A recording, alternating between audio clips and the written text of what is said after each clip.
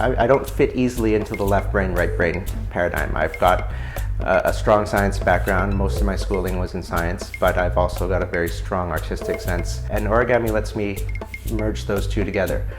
There's problem solving and figuring out the geometries, which definitely appeals to my scientific side. And then there's the opportunity to create and express in an artistic way, which appeals to my artistic side. I've been doing origami for a long time. I've been involved with the origami community for a very long time.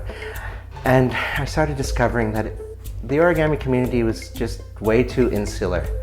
We're very closed, we do our own thing, we don't talk to other people. And you know, my horizons got expanded somewhat when I was approached by Pangea Arts some years ago to work on a play with them. And it grew into something called The Life of Paper, where we studied the history of paper and of paper folding through performing arts. And after that, I realized that playing my own little sandbox with my own little friends, I wasn't learning anything new.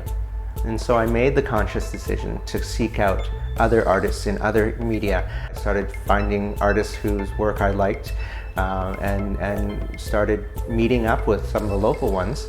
And so now my circle of friends in the artistic community are people who paint, who draw, who sometimes sculpt, but for the most part aren't doing origami. And I think that's really helped me a lot in my work, because I'm no longer doing the same old things that everybody else in the origami world is doing. I'm actually doing art.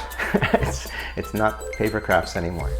Origami has the stigma of being a kid's craft. And you know, I think that a lot of what we did as an origami community has helped to foster that sort of idea. We still focus on folding each other's designs. We want instructions to make so-and-so's whatever. And so it has a very craft-mindedness to it.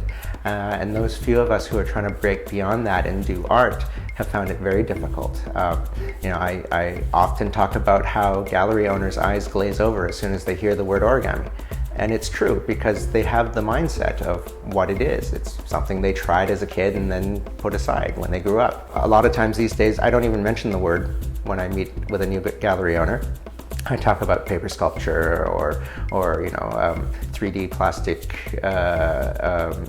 sculptural studies or whatever. Like, you know, find some big words to talk it up so that the idea of origami, this kid's thing, isn't first and foremost in their minds. And then later, the word might get introduced.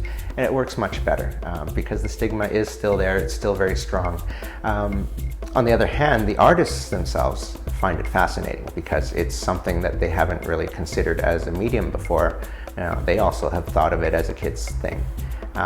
But artists tend to be more open to new ideas and new techniques than gallery owners tend to be.